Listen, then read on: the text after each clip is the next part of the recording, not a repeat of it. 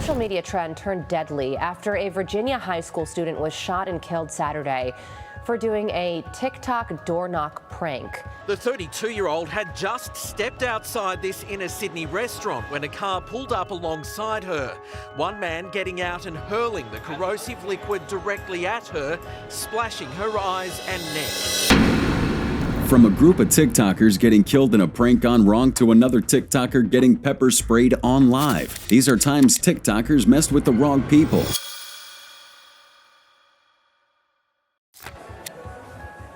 Get your money! Fuck. Jesus. Get the fuck off me. Get off me. Fuck. Jeez. Some low-life degenerate with nothing better to do tried to stage a fake robbery at an ATM stall for TikTok likes. I don't know how he thought it was going to play out, but let's just say it went horribly wrong when a couple of guys stepped in and gave him the beating of his life. Screaming "it's a prank" didn't make the situation any less horrible, and sure, the dude walked away with a bit of clout, but also a broken nose. Still, I guess that's kind of better than what happened to this next TikToker, who tried confronting some goon in the hood and barely escaped getting shot. Smoking that black on my block, and I don't like shit like that. Can you put that shit out? Put that shit out. Put that shit out. Bro, chill out. Damn. That lady was trying to confront the guy for smoking on her supposed block, but it turned out to be some goofy prank. Of course, the guy wasn't having it, and he definitely wasn't about to be pressed by some random person. So he did this. Listen, you trying to get hit with an axe, nigga? Actions have consequences, and she learned that some people are not to be messed with. I mean, after all that fake gangster stuff she was trying to do, she ran so fast it took a couple of minutes before the rest of her dumb crew could find her. She really shot? Bro, yes. Where's Lex? She calling? Hello? Bro, we looking for you right now. You just went. Bro, I ain't know where you at. Where Alice she at? Why you take off like that? What they got going on? Like, I'm trying to. Bro, he shot a girl. Why you mean why I'm And some TikTokers don't even know where to draw the line with their ridiculous pranks. Take this guy for example. He pretended he was about to set people's cars on fire in his own neighborhood. Come on, man. Burning your car down, bro. Your car, man. Over. All of this. Yeah. Uh-huh. Why you want to do it? Come on, man. Come on, bro. And then he tried it with one dude who had a gun and was more than willing to pop him on the spot.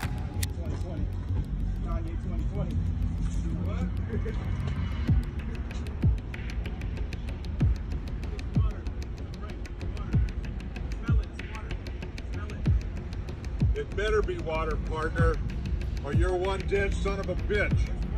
You stay out of this. I don't want to do that. You almost died, you stupid son of a bitch. Now, it's not always about pranks. We got some TikTokers actually trying to act tough. Take this one, D-Kane, for example. Hey, bro. Are you gonna give me my shit or not? You want to call security? Go ahead. I don't need to call anybody. You gonna give me my shit or not? I'll give you a reason to call security. Go ahead and call right now. Are you gonna give me my shit or not? Right now, nigga. Call security. Call security right now, nigga. That was D-Kane begging for his chain after he got snatched by a group of guys he'd been beefing with online. And just in case you don't know who he is, D-Kane, real name Josiah Cane de la Fuente, is a 20-year-old TikTok influencer with over 1.7 million followers on this platform and hundreds of thousands more on Instagram. Now, he's known for his lip-syncing videos, many of which have gone viral for some reason, gaining over 1 million views and propelling him to fame. But beyond TikTok, he's also a tattoo artist and content creator, often recognized for his extensive face and body tats. Now, behind the content creator, D-Kane somehow always found himself in trouble. On January 13th of this year, D-Kane was arrested in San Antonio, Texas, for carrying a firearm equipped with a switch, a device converting a semi-automatic weapon into a fully automatic one. Now, that occurred while he was dining with another TikTok influencer, Ash Trevino, at a San Antonio cafe, reportedly the Rainforest Cafe, if you ever been. According to reports, a woman approached him, got into an argument with Trevino, and the situation escalated, leading to police intervention and Decane's arrest, and after being placed on an ankle monitor. A few days later, after he was released on some conditional terms, Decane got his chain snatched in a mall. But that's because months back he actually snatched one of his ops' chains and flexed it on TikTok Live with his homies. But then fast forward to when he got his chain snatched and Decane couldn't do anything about it because he was on an ankle monitor. Ever since then, Decane has been seen as a fake gangster and nobody really cares anymore about his antics. Just like Decane, TikTok star City Boy JJ got ambushed by a group of guys and had his chain snatched too after beefing with him over some TikTok clout. Now JJ's well known on TikTok for pulling wild stunts, and some say he got jumped for using certain guys for clout. They confronted him, leading to an altercation, and that's when everything went down.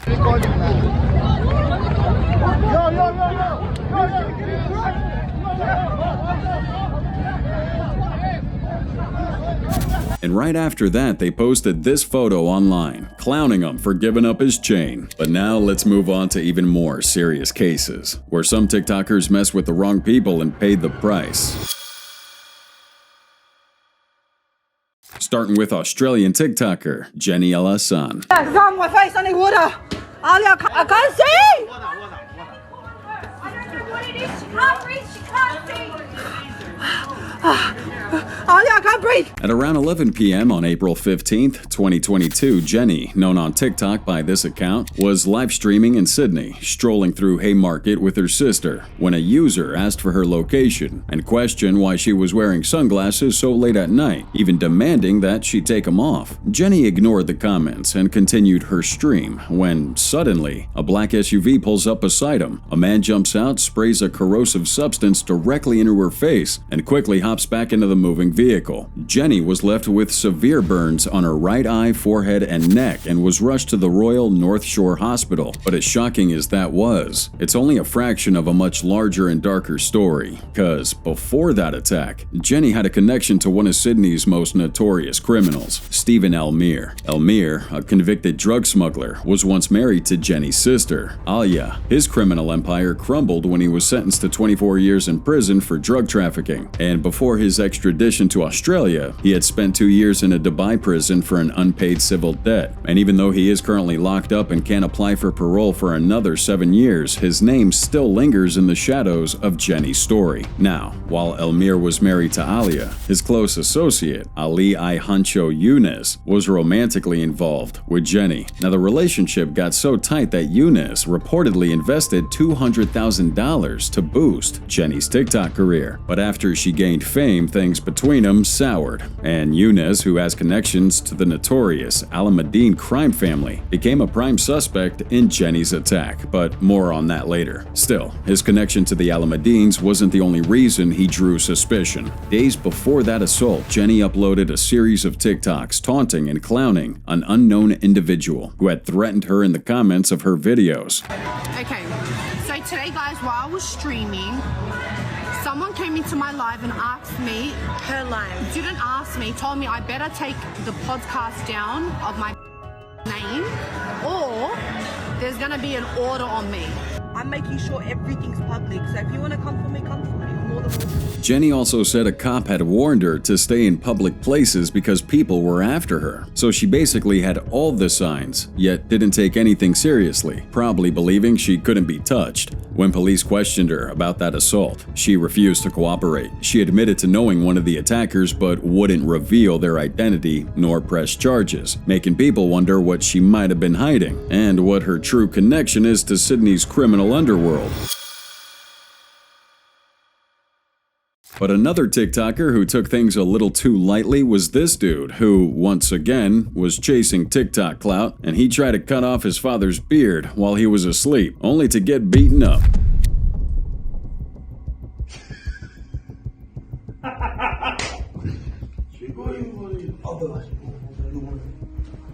But the father doesn't stop here. To make sure that his son understands that there are better things in life than TikTok crap, he takes a pair of scissors and decides to give the boy a haircut of his own.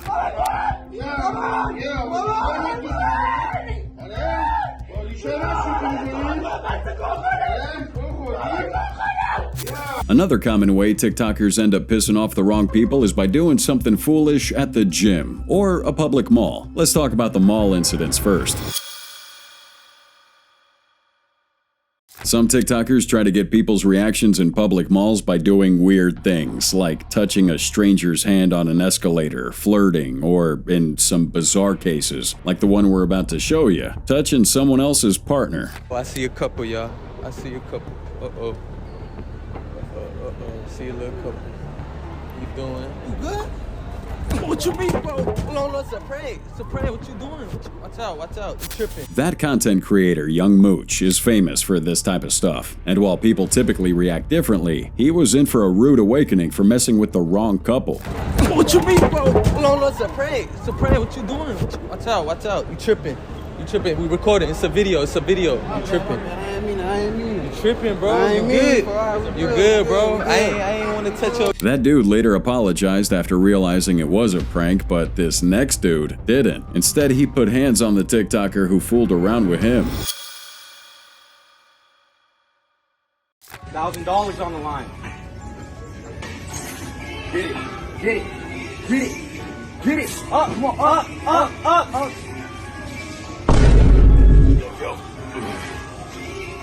Those teenagers pretended to be spotting a guy at the gym, but once he couldn't lift the weight anymore, they just walked off and left him hanging. Any gym rat watching that would know how ridiculous that is, and it wasn't until someone else stepped in to help that the guy was finally able to get the weight off himself. But when he did, oh, he made sure to get back at those teenagers.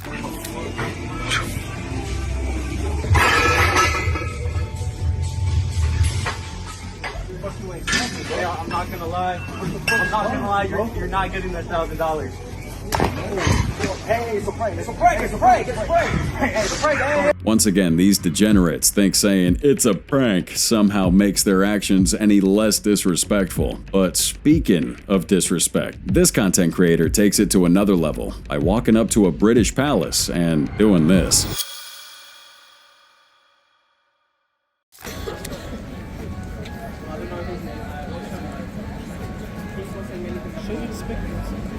He's being rude. That video was captured by a bystander who saw a random teenager trying to film a TikTok with a palace guard on horseback. And if there's one thing we know about these palace guards, is that they don't engage with the public, no matter what. And even after people told him to back off, he did this instead. Yeah, stop being so goddamn rude. Yeah, you fuck off. You rude bastard. Call her a sausage? What the fuck are you? You're a sausage. Look at you, spastic. Fuck off. But as the old saying goes, if you mess around, you find out. And that dude was about to find out why you don't mess around with palace guards. Who the fuck you touching? Call her a sausage. Why are you touching Now the police showed up, and although he wasn't technically committing a crime before the altercation, his aggressive behavior towards others led to his arrest, as we see here. He was being really rude to her. Oh, look at that, arrested.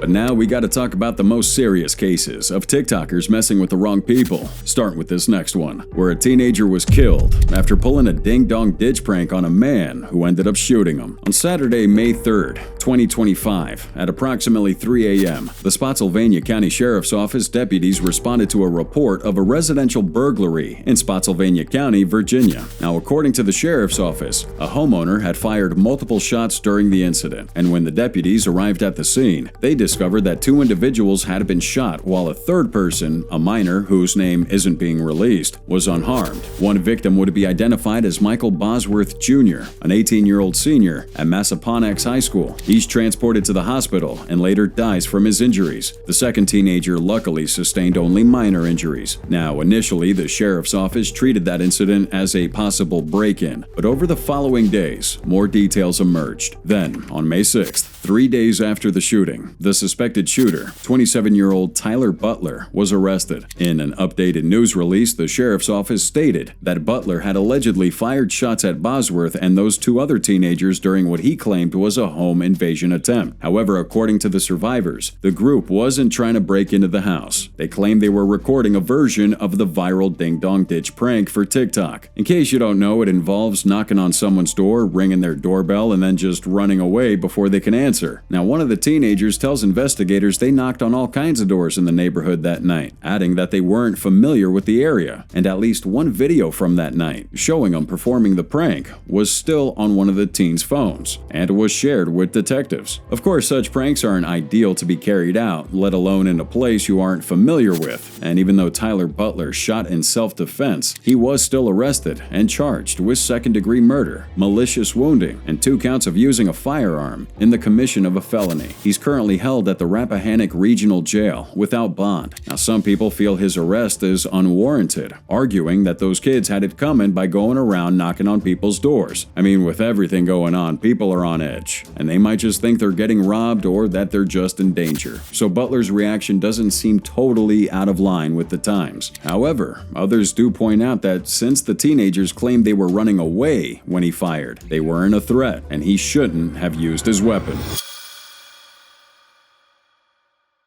But up next, we have the tragic case of Jacob Najjar. Around midnight on November 4th, 2023, Australian TikToker Jacob Najjar was dragged from his home on Grazier Street in Lidcombe, Sydney, by a group of about 7. He's taken to an isolated location where his worst fears as a TikToker came to life. For context here, 36-year-old Jacob is an Iraqi-Australian social media influencer and the owner of Thirsty Monkey, a popular cafe chain in southwest Sydney known for its acai bowls. Najjar grabbed attention both for his comedic TikTok content and his business, and his personal page on TikTok has over 56,000 followers, while his business page has over 30,000. But in between uploading funny vlogs of his business life and chatting with fans, Najjar soon became the target of a couple of goons. After being abducted from his home, he's forced into a vehicle, driven out of town, and tortured for nearly 24 hours. Now, he's eventually discovered about 30 kilometers away on Lower Washington Drive in Bonnet Bay, southern Sydney, suffering from facial injuries and a superficial stab wound. He does receive immediate treatment from paramedics at the scene before being transported to Sutherland Hospital, where he was reported to be in a more stable condition. So what's the story behind his abduction? Now, the first thing to know is that no one, not even Najjar himself, knows for sure who his abductors were. When questioned, he claimed he was knocked unconscious, leaving him with no memory of what actually happened. However, investigators have speculated on a few possible scenarios based on the evidence from that day. Now, detectives believe his abduction is linked to a separate incident where another Australian man was abducted from his shop, and just like Najjar, that 44-year-old man was returned almost 24 hours later with minor facial injuries. It's speculated that the group behind the abductions could be linked to the notorious Alameddine crime clan. Now, we talked about this clan a bit already, so we'd be doing you a huge injustice if we didn't explain who these people were and how they could actually be tied to Najjar's abduction. The Alameddine crime clan is a notorious criminal organization operating primarily in Sydney, Australia, known for their involvement in drug trafficking, money laundering, extortion, and violent crimes. They've established themselves as a major force within the crime underworld. The family is originally of Lebanese descent and has deep roots in the western suburbs of Sydney, where they've engaged in a long-running turf war with rival gangs, including the Hamzi clan. Now, one of the most infamous aspects of the Alameddine clan's activities would be their significant role in the local drug trade, specifically distributing cocaine and methamphetamine. They developed a very complex network, allowing them to move large quantities of drugs through various channels, earning them millions in illicit profits. But it keeps going. In addition to that drug empire, the Alameddines are known for their involvement in violent turf disputes, with several shootings, kidnappings, and retaliations linked to their name. Yet, as dangerous as these people sound, Najjar might have just had some links to them. In this photo, Najjar is seen in the front right, alongside high-profile high-profile Alameddine associates John Ray Basari, Marat Galassi, and Masoud Zakaria. Now, they could simply just be friends, or maybe business partners. Maybe Najjar had some connection to him. Maybe he doesn't. Who knows? But after his abduction gained widespread attention on social media, Sydney police were able to arrest 3 men and a woman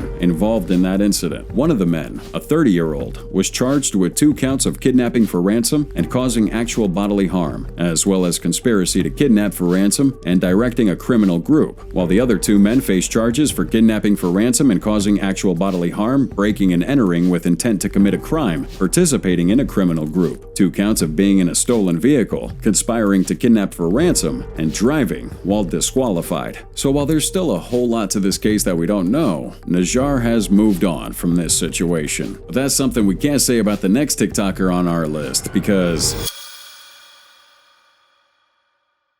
this and this were the kinds of videos that 19-year-old Matima Miller, better known as Suavy, shared on his TikTok page before his tragic death. With over 2.5 million TikTok followers and 400,000 on Instagram, he was all about good vibes on screen, but behind the scenes, this guy was tangled up in dangerous gang ties that would ultimately seal his fate. And that might sound like some crazy BS, but just give us a few minutes and allow us to explain. Born on December 26, 2001, Suavy was raised in Wilmington, Delaware, alongside his brother, fellow TikToker Stack Up Quan. Suavy makes his TikTok debut in 2020 using his babyface.s account and becomes a favorite amongst users due to his amazing dance moves, good sense of humor, and outstanding fashion choices. He also made a few comedy skits here and there, but the bottom line is that he became a sensation on this platform. Yet barely a year later, he lost his life. Around 10:42 a.m., July 5th, 2021, Wilmington police get a call about a shooting on the 700 block of Elbert Place. Now, by the time they get there, they find Suavy and another teenager with gunshot wounds. Where the shots hit weren't specified, but paramedics arrived and Suavy was rushed to the hospital, where he later died from injuries. Barely hours after the news of his death hit social media, a popular YouTuber, Kid Mari, shares this video on his channel, mourning Suavy's death. A couple of other fans and friends did the same. While that last TikTok video Suavy posted, barely 24 hours before, garners over 9.2 million views, with more than 29,000 comments. However, amidst all the RIPs and tribute videos, there's a surprising lack of information about the circumstances of his death. No one knows where he was shot, who pulled the trigger, or, most importantly, why. Wilmington officers are being tight-lipped, offering no details, but that's exactly where we come in. In April 2024, Suavy's shooter was identified to be 20-year-old Israel LeCompte. So first question, why did LeCompte want Suavy dead? Now, to answer this, you gotta understand that LeCompte's motives was tied to a string of gun violence and gang activities in the city of Wilmington. You see, a month before Suavy was shot, authorities charged several young men with felony gang involvement in the North Pack gang, along with various other crimes, which included homicides. And throughout multiple trials, prosecutors argued that North Pack's conflict with other groups of young people in the city fueled a series of murders around that time. And, drawing on testimony from a state gang expert and young men implicated in gang-related offenses, those same prosecutors stated that these groups primarily exist to provoke and harm other affiliated youths in the city, using social media to bolster their reputation. Now, what the hell does any of that even mean? Well, according to the Deputy Attorney General, Anthony Hill, he believes Suavy was killed not because he was a gang member, but because he was associated with them. By May 2021, most of LeCompte's North Pack gang members were either locked up or facing indictment, so he takes it upon himself to keep the gang's name alive by committing a string of murders. He kicks it off by opening a fire in a park in North Wilmington on June 9th, 2024, and almost a month later, he killed Suavy, not because of any personal beef, but because Suavy was friends with Quentin Dorsey, a 22-year-old LeCompte considered to be his op. And even more shocking here was that LeCompte actually murdered Dorsey just a day before he killed Suavy. One of Suavy's close friends tells authorities that Suavy was shot close to his house while they were both walking back from grabbing breakfast at a Mickey D's outlet. A black Nissan that was captured by surveillance during the murder of Dorsey was also seen by Suavy's friend during the shooting. Suavy's friend knew LeCompte from around the neighborhood and immediately sent an Instagram photo of him to Suavy's brother, identifying him as the shooter. LeCompte's phone was also noted to have connected to the Bluetooth of the Nissan car, which was later found dumped by the roadside. Subsequently, LeCompte was arrested and convicted of first-degree murder. Since he was already 18 at the time he killed Suavy, his conviction mandated a life sentence without the possibility of parole. He also had convictions for a slew of other crimes, ranging from gun violence to robbery. And right now, he's currently facing a separate 27-year sentence for another 2021 shooting that he pleaded guilty to. On the other hand, Suavy's death would be the 16th to be recorded in that city for 2021. His TikTok page has grown to over 3.8 million followers with 139 million likes, and a GoFundMe account set up by his family has reached its target of 19,000. His death came as a shock, and honestly, his fans haven't been able to get over it, and maybe they never will. But at the end of the day, TikTok has its good side and its dark side. It all depends on which side you choose to stay on.